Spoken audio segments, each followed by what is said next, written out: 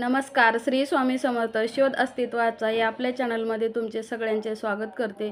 तुमच्या सगळ्यांच्या स्वामी महाराजांच्या कृपेने पूर्ण होत हीच स्वामीचरणी प्रार्थना करते आणि आजच्या व्हिडिओला सुरुवात करते.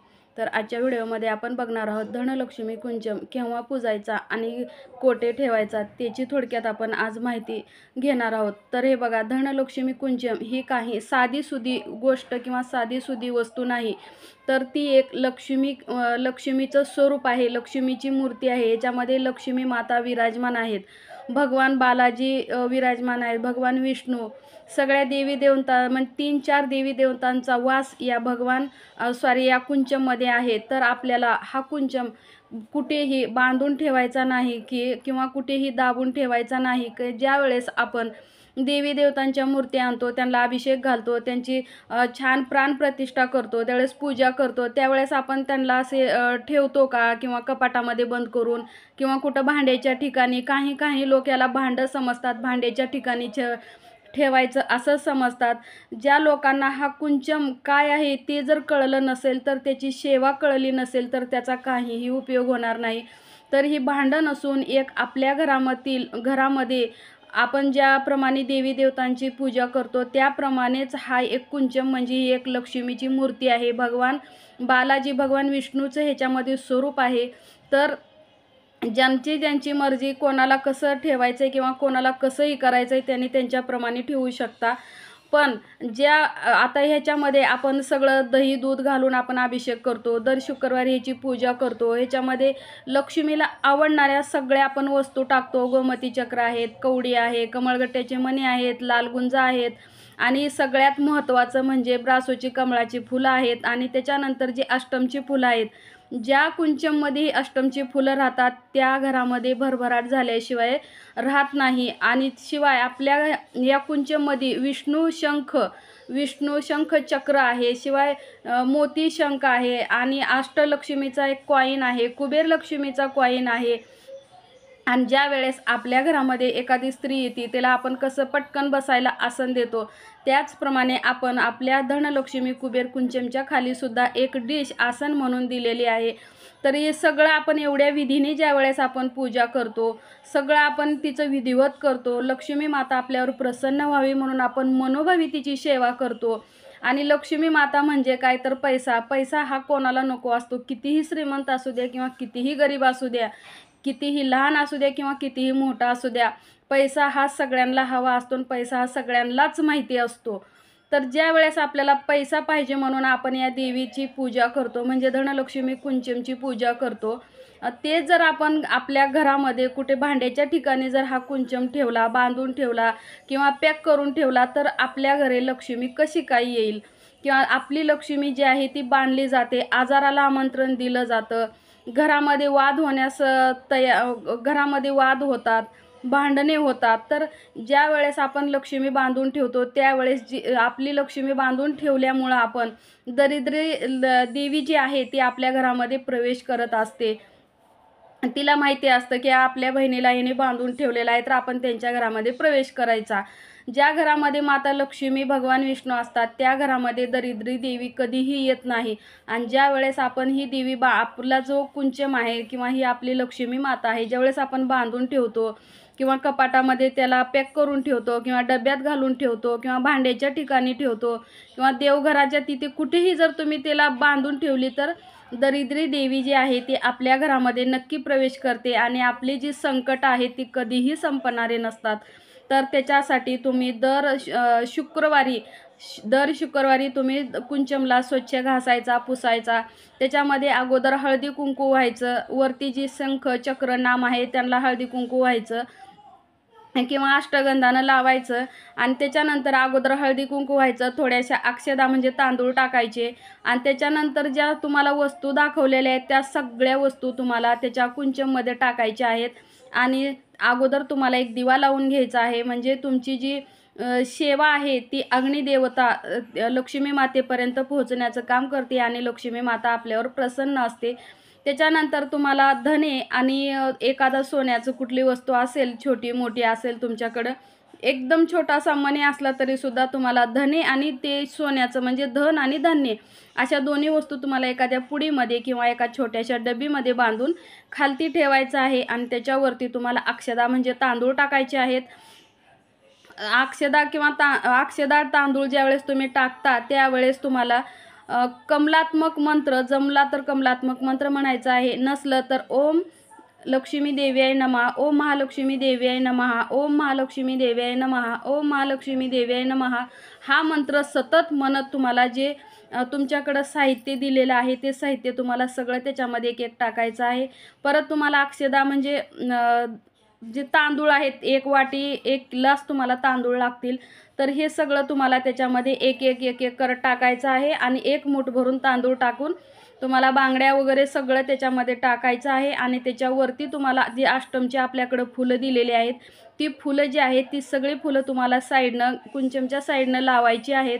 त्याच्यानंतर तुम्हाला चांदीची एखादा शिक्का फूल काय असेल ती तुम्हाला त्याच्यावरती ठेवायचं आहे आणि लक्ष्मी माताची मूर्ती जिथे असेल त्या लक्ष्मी मातेच्या मूर्तीच्या समोर किंवा फोटोच्या समोर किंवा देवघरामध्ये तुम्ही कुठेही ही ठेवायचं आहे। आणि ज्या घरामध्ये विष्णू चक्र या कुंचममध्ये घातलेलं असेल त्या घरामध्ये कधीही कमी पडणार नाही, कधीही अडचण येणार नाही, कुठल्याही कामामध्ये तुम्हाला संकट येणार नाही किंवा अडथळा येणार नाही, एवढा या विष्णू चक्राचा आणि या अष्टमच्या फुलाचा प्रभाव आहे।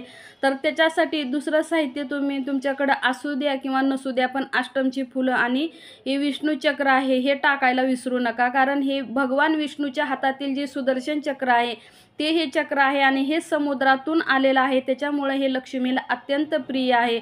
आपण शंखसुद्धा लक्ष्मीकारक आहे, त्याच्यामुळे आपण देवघरात पूजतो। त्याचप्रमाणे मोती शंख, विष्णू चक्र, कमळगट्ट्याची मणी हे सगळं ओरिजिनल आणि स्वतः देवाने हे बनवलेलं आपल्यासाठी नैसर्गिक आहे आणि हे सगळ्या वस्तू आपल्याला वापरायच्या आहेत।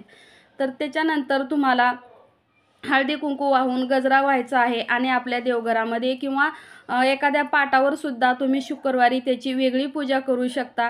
आणि दुसऱ्या दिवशी तुम्हाला शनिवारी सकाळी हळदी कुंकू व्हायचा आहे, अगरबत्ती ओवाळायचा आहे आणि साखरेचा नैवेद्य दाखवायचा आहे आणि हा कुंचम उचलून तुम्हाला तुमच्या देवघरामध्ये ठेवायचा आहे।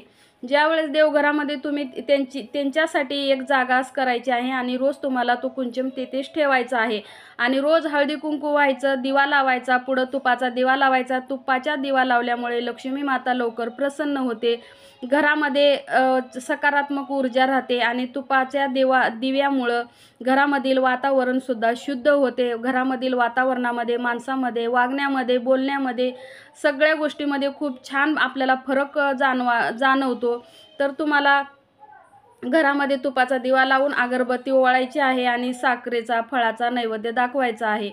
असं तुम्हाला रोज फक्त शुक्रवारपर्यंत अगरबत्ती आणि फूल व्हायचं आणि दिवा लावायचा आहे आणि फक्त शुक्रवारी तुम्हाला त्यातील तांदूळ बदलायचे आहेत, साहित्य जे आहे तेच टाकायचं आहे। तर कुंचम खाली कसा घ्यायचा, तर ज्या वेळेस आपण सगळे देव खाली घेतो, ताटामध्ये देव घेतो धुण्यासाठी किंवा त्यांना अभिषेक घालण्यासाठी, आंघोळ घालण्यासाठी, त्याचप्रमाणे कुंचमसुद्धा तुम्हाला खालची जी डिश आहे ते डिश सकट उचलायचं आहे आणि खाली एखादा कपडा अंतरायचा आहे किंवा एखादा छोटासा चौरंग पाटा असतो तो ठेवायचा आणि त्याच्यावरती तुम्हाला ही कुंचमची जी प्लेट आहे ती तशीच उचलून ठेवायची आहे।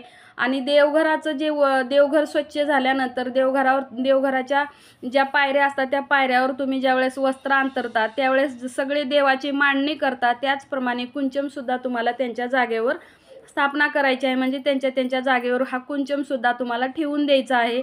आणि सगळ्या देवांना हळदी कुंकू वाहतो त्याप्रमाणे हळदी कुंकू व्हायचं, फूल वाहतो त्याचप्रमाणे फूल व्हायचं, अगरबत्ती ओवाळतो त्याप्रमाणे अगरबत्ती ओवाळायची आणि फक्त सेपरेट एक तुपाचा दिवा लावायचा, एवढं मात्र विसरू नका। एवढी जर सेवा केली तर तुम्हाला बघा किती छान आणि खूप लवकर रिझल्ट मिळतो, कारण हा कुंचम जो आहे तो लवकर आपल्याला फळ देणारा, आपल्या आयुष्यातील संकट दूर करणारा, आपली आर्थिक अडचण सुधारणारी ही एक आपल्याकडे लक्ष्मी माता आपल्याला आपल्या नशिबाने, आपल्या कर्माने आपल्याकडे आलेली आहे। तर तिला बांधून ठेवण्याचा कुणीही प्रयत्न करू नका किंवा दाबून ठेवण्याचा प्रयत्न करू नका किंवा भांडंसुद्धा या पवित्र देवी देवतांना तुम्ही मानू नका, भांडं असं त्याला बोलूसुद्धा नका. मी एकदा फक्त ग्लास असं बोलले होते, तर मला एका दादाने एवढ्या पवित्र देवी देवतांना तुम्ही ग्लास कसं काय म्हणता ताई, असं मला एक कमेंट आलेली सुद्धा होती. आता खूप दिवस झाले त्या कमेंटला. तर ह्याला साधा आपण ग्लास म्हणू शकत नाही, तर तुम्ही भांडं कसं काय म्हणू शकता, किंवा तुम्ही भांड्याच्या ठिकाणी किंवा कुठंही ह्याला दाबून कसं काय. तर तुम्हाला ठेवायचं असलं तर ठेवा, ज्याची त्याची श्रद्धा, ज्याची त्याची भक्ती. पण एवढं आहे, आपण आपल्या देवघरामध्ये हा कुंचम रोज पूजायचा. आणि ज्या ज्या स्त्रिया या घरामध्ये किंवा ज्या माझ्या महिला आहेत, ज्या माझ्या सगळ्या आत्तापर्यंत जोडलेली फॅमिली आहेत, त्यांना आत्तापर्यंत एकाही ताईला असं नाही की एकालाही रिझल्ट आलेला नाही. प्रत्येकाला काही ना काही संकेत मिळतात, प्रत्येकाला थोडं ना थोडा काही ना काही फायदा झालेला आहे. फक्त आपली श्रद्धा महत्त्वाची असते, आपले भाव महत्त्वाचे असतात, आपली भक्ती महत्त्वाची असते. आरास महत्त्वाची नसते, किंवा जास्त शानशोकसुद्धा देवीला आवडत नाही. फक्त ती आपण किती श्रद्धेने करतो हेच पाहत असते. आणि हे देवीला खूप आवडतं. तर आपण रोज फक्त श्रद्धेने करायचं आहे. श्रीसूक्त म्हणायचं आहे, किंवा लक्ष्मी स्तोत्राचं पठण करायचं आहे. जेवढं तुम्हाला ज्या दिवशी शक्य होईल त्या दिवशी तुम्ही करा. जर तुम्हाला खरंच शक्य होत नसेल तर तुम्ही फक्त शुक्रवारीसुद्धा महालक्ष्मी अष्टक किंवा महालक्ष्मी स्तोत्र किंवा श्रीसूक्त जर पठण केलात तरीसुद्धा लक्ष्मी माता तुमच्यावर प्रसन्न होत असते आणि तुम्हाला भरभरून आशीर्वाद मिळत असतो. आणि तुमच्या घरामध्ये कधीही काहीही कमी पडणार नाही. हे माझा अनुभव आहे. मी स्वतः जे करते तेच तुम्हाला सांगते. बाकी तुमची मर्जी, तुम्हाला जसं करायचं आहे तसं तुम्ही करू शकता. माझे जेवढी फॅमिली आहे तेवढं सगळं मी जसं करते तसंच करत असते. श्री स्वामी